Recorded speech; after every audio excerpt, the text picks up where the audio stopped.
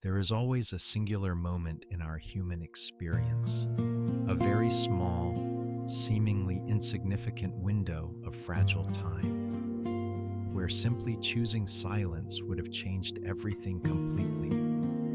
We do not always recognize these moments when they arrive.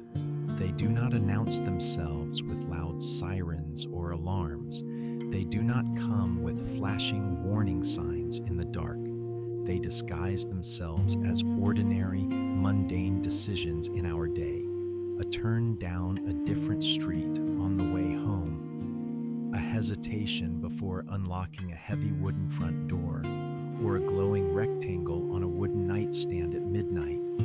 Let us go back to a specific apartment in the city.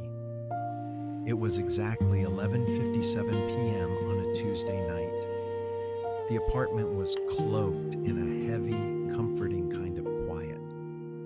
Outside the window, the city lights were blinking in the distance.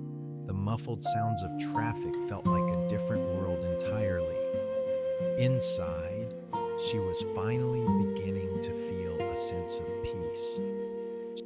She was sitting on the edge of her unmade bed. She was reclaiming the quiet spaces of her own life. And then, the silence of the room was abruptly broken. Her phone vibrated sharply across the wooden surface of the nightstand. It was a harsh, mechanical buzzing that startled the air. She turned her head slowly to look at the bright screen.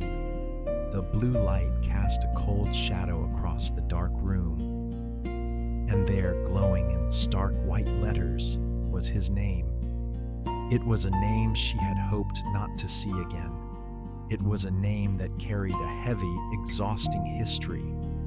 They had officially broken up exactly 2 weeks earlier. It had not been a mutual, peaceful drifting apart of souls. It had been a messy, emotionally draining tearing of ties. It was the kind of ending that leaves you physically exhausted. But despite the emotional wreckage, it had been incredibly final. The boundaries had been drawn clearly in the shifting sand. The boxes had been packed and the keys had been returned. The chapter was supposed to be completely and permanently closed. So why was his name glowing in the dark at midnight? She sat frozen on the edge of the mattress, just staring. She watched the screen vibrate, measuring the seconds as they passed. She knew that answering the call would reopen something fragile. She knew it would invite chaos back into a quiet room. But human psychology is a deeply complicated and flawed mechanism. We are socially conditioned to be polite and to be accommodating. Women especially are taught to manage the emotions of others. We are taught that ignoring someone in pain is fundamentally cruel. She looked at the phone and felt a familiar heavy guilt. What if it is a genuine emergency this time, she thought. What if he is hurt, or what if he needs real help? This is the trap of the deeply empathetic human heart. It assumes that the person on the other end shares your intentions. It assumes that everyone operates with a basic level of respect. But empathy can become a dangerous vulnerability in the wrong hands. She watched the phone ring for the fourth consecutive time. The logical part of her brain screamed at her to ignore it. Let it go to voicemail. Let the screen go black again. But the emotional part of her brain remembered the good days. It remembered the man she thought she had originally loved. It is incredibly difficult to silence the instinct to be kind. It is difficult to enforce a boundary against someone you know. She convinced herself that answering was the mature thing to do. She told herself she was strong enough to handle a brief conversation. She believed she could control the parameters of the late-night call. She reached out a trembling hand and picked up the device. She swiped her finger across the glass, accepting the digital connection. She lifted the phone to her ear in the quiet bedroom. "Hello?" she said. her voice barely a whisper in the dark. And with that single syllable, she surrendered her carefully built boundary. She did not know it yet, but she had opened the door. She had granted access to a space that was supposed to be safe. She had fallen for the oldest psychological trick in the book.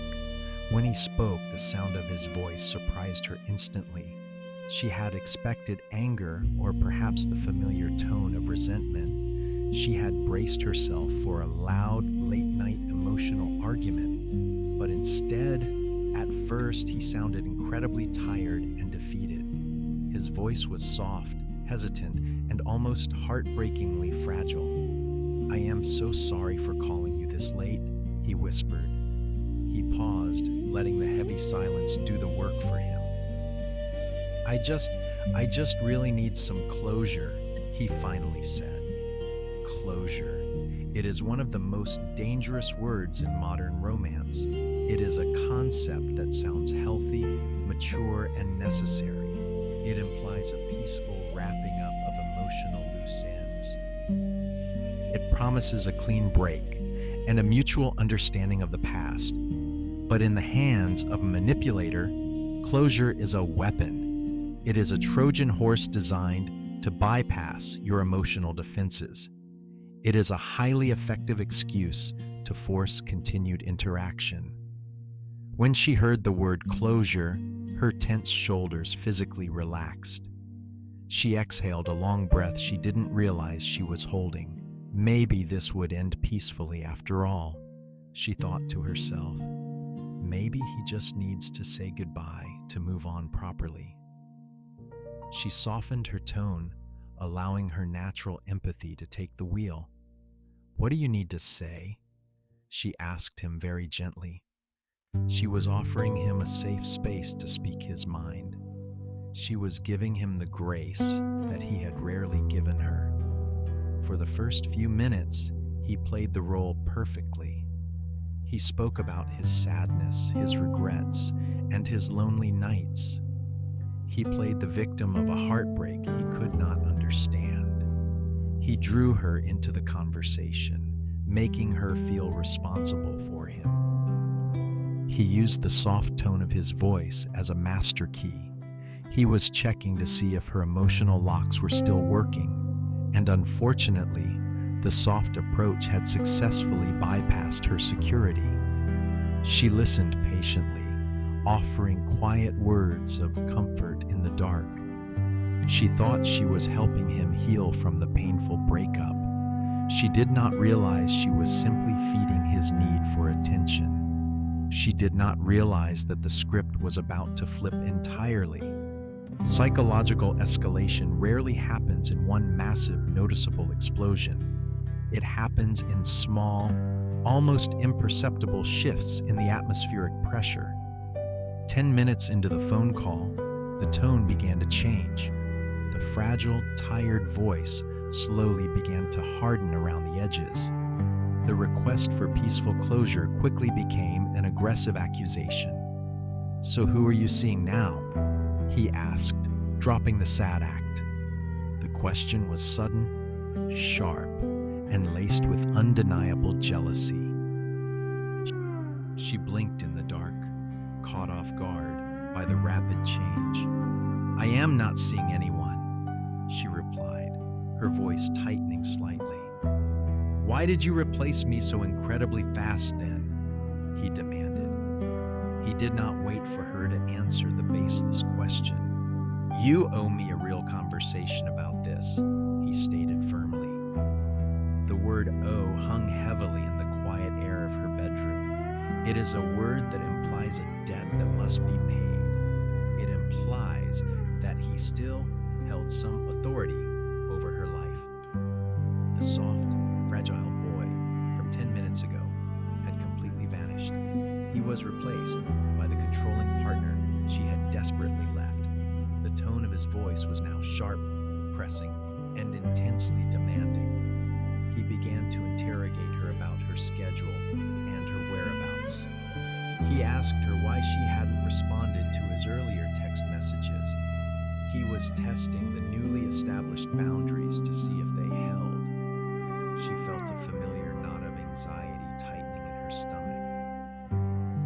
peace she had felt just an hour ago was entirely gone. She realized she had made a terrible mistake by answering the phone. She had given him a direct line back into her mental space.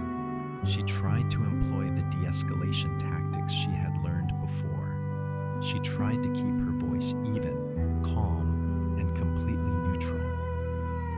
"It is really late right now," she said, trying to sound firm. "I am very tired. We can talk about this tomorrow during the day." She was attempting to put the boundary back into its proper place. She was attempting to close the door she had foolishly opened. She waited for him to sigh, agree, and hang up the phone. Instead, there was a brief, chilling silence on the other end. And then he spoke a sentence that changed the entire reality. "I'm outside." 3 single words. Simple, calculated, cold. She heard the 3 words echo softly through the tiny speaker. "I am outside." Her heart did not simply beat faster inside her chest. It dropped completely into the cold pit of her stomach. The temperature in her quiet bedroom seemed to plummet instantly. She strained her ears, listening to the sounds of the night. She had not heard the familiar rumble of his car engine. She had not seen the sweep of headlights across her wall. There was no crunch of gravel in the empty parking lot. He had arrived in absolute, calculated, and predatory silence. He had driven to her home in the dead of night. He had turned off his engine far down the dark street, and he had walked to her building without making a sound. This was not a spontaneous decision born out of sudden heartbreak.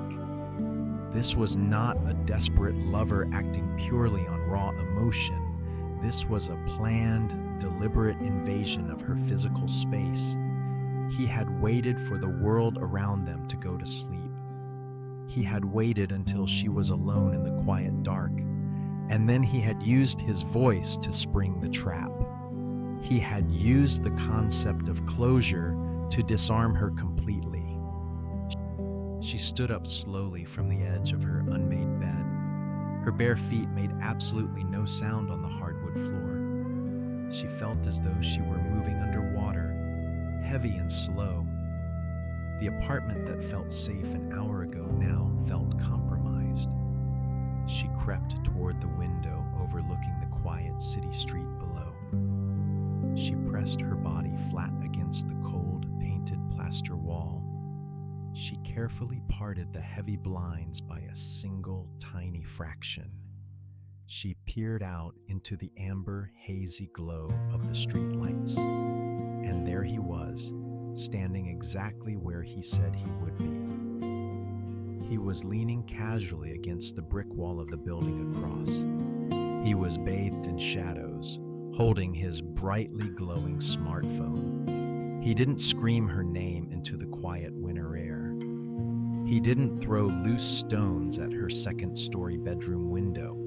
He didn't force his way into the lobby of the residential building. He didn't break any glass or kick the heavy front door. He just stood there in the freezing night, simply waiting. This is the hallmark of a highly sophisticated psychological manipulator. They know exactly where the legal and social lines are drawn. They know that breaking a window will bring the police immediately. They know that screaming will wake the neighbors and cause a scene. But standing on a public sidewalk is not technically a crime. Looking at an apartment building from across the street is legal. He was weaponizing his physical presence without breaking a single law. He began to send text messages, one right after the other. Her phone vibrated in her hand with a terrifying rhythmic consistency. "I can see that your bedroom light is on right now. I know you are standing by the window looking out at me.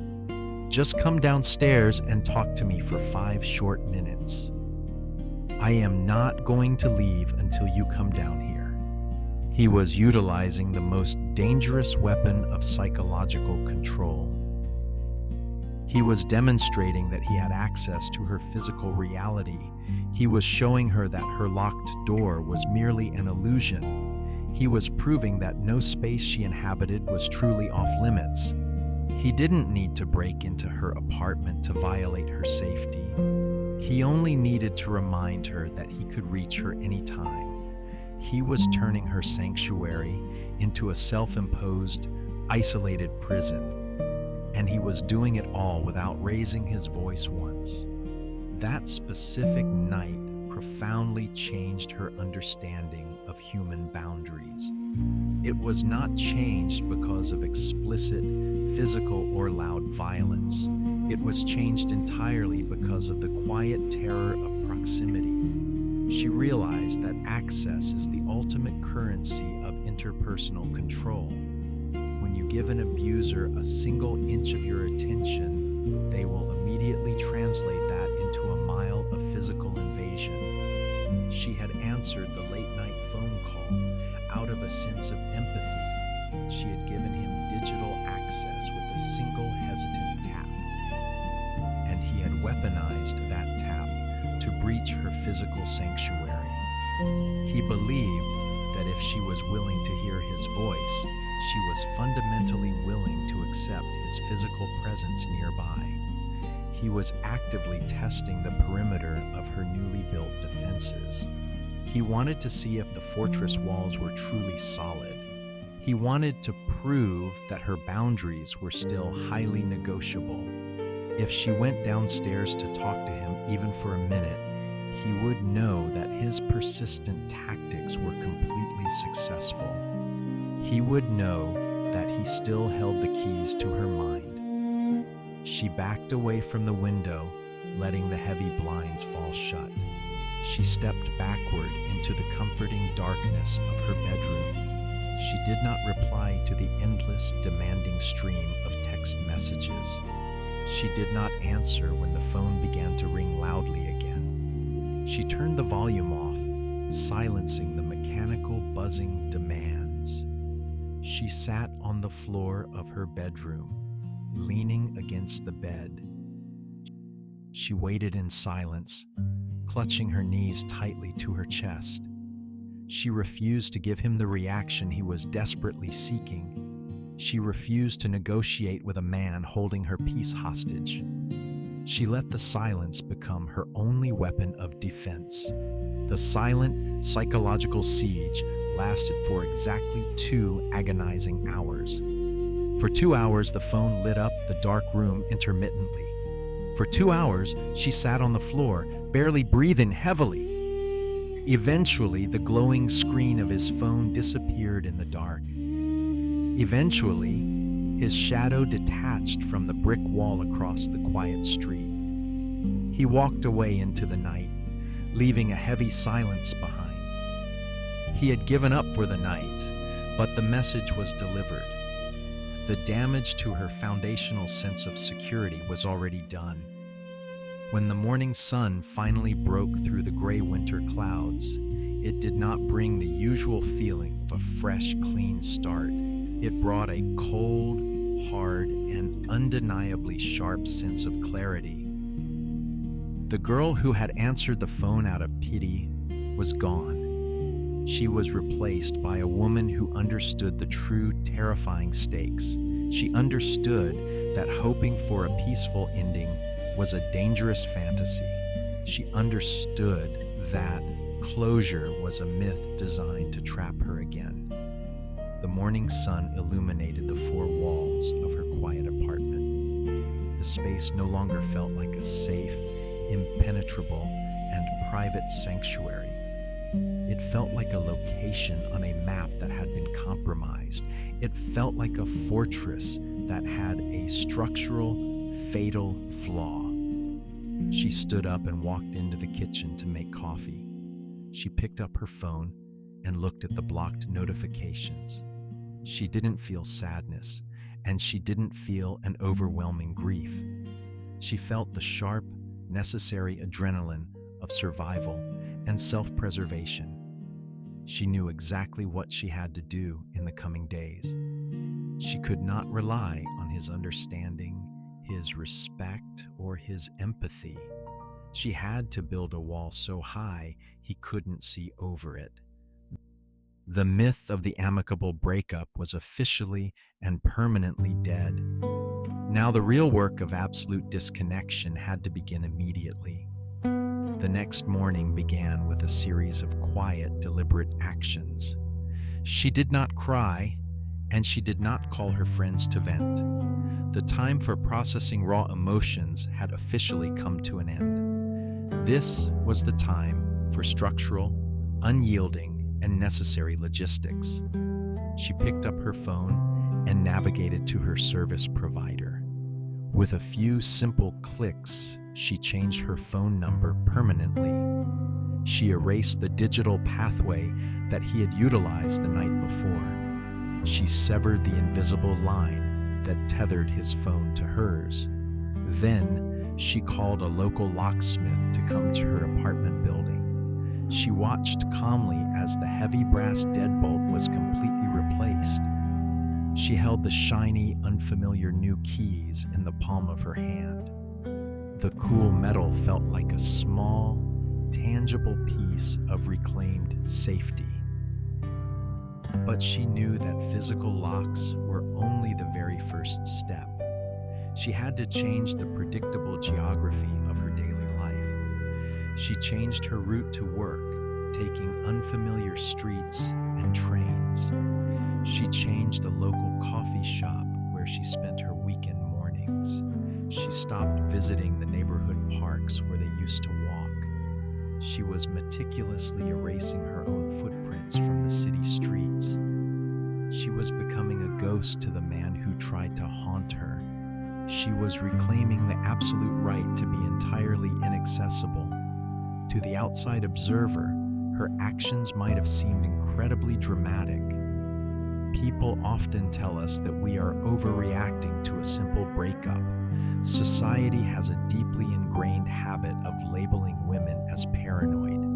When we take drastic, structural steps to protect our physical peace, we are frequently told that we are being entirely too sensitive.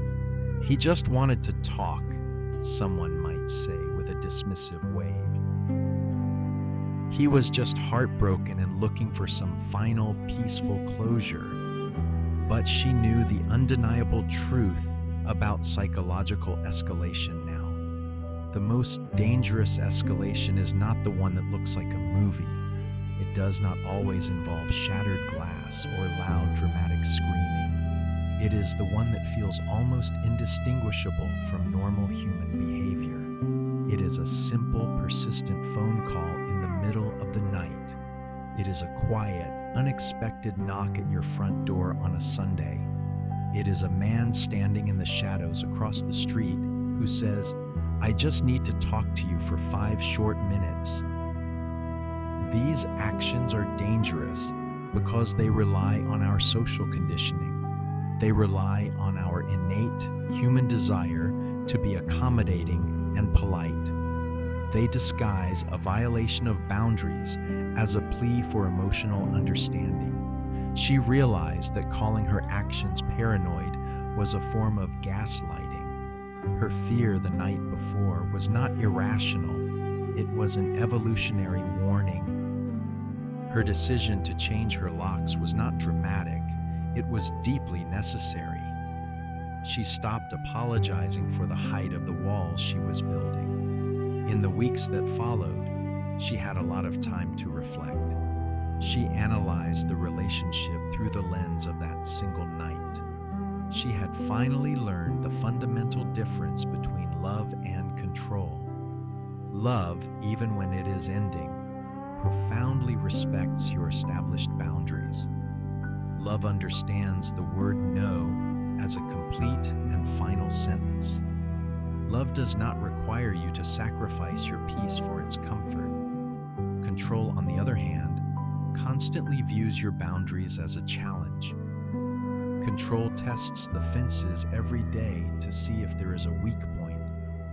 Control uses your natural empathy as a weapon against your own safety.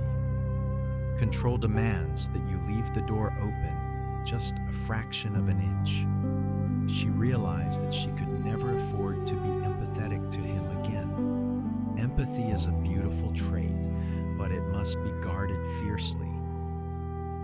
You cannot pour your empathy into a vessel that is designed to drain you. He had used the concept of closure to manipulate her kindness, and in doing so, he had forfeited his right to ever speak to her again. Closure is not something that another person can actually give to you. It is not a magical conversation that ties up all the loose ends perfectly. Closure is a solitary act of accepting that the chapter is over. She had given herself closure the moment she changed the brass locks. Months passed, and the quiet, safe routines of her new life settled in. The phantom vibrations on her nightstand slowly faded into a distant memory. She never saw his dark shadow leaning against the brick wall again. The fortress she had built out of silence had successfully held its ground. There is a profound, unshakable power in absolute, unapologetic disconnection. It is the power of refusing to participate in a toxic, draining dynamic. We are taught from childhood that every question deserves a thoughtful answer. We are taught that every ringing phone must be promptly picked up. We are conditioned to be constantly available to the people from our past. But true autonomy is realizing that you do not owe anyone your access. You do not owe your precious time to someone who violates your peace. You have the sovereign right to protect the energy of your own space. You have the right to disappear from the narratives of people who hurt you. And sometimes, the most empowering, life-saving choice you can possibly make is simply lying in the dark, breathing quietly, and letting the phone ring.